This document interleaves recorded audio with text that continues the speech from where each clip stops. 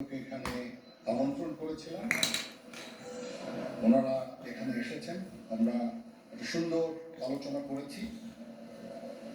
সেখানে আমরা সিদ্ধান্ত নিয়েছি যে একটা ইন্টারিম গভর্নমেন্ট আমরা ফর্ম করব এবং ইন্টারিম গভর্নমেন্টের মাধ্যমে এই দেশের সমস্ত কার্যকলাপ চলবে।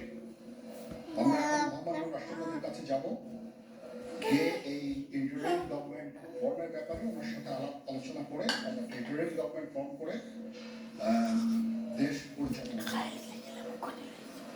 আমি আপনাদের কথা দিচ্ছি, সমস্ত হত্যা, সমস্ত অন্যায় বিচার আমরা করব।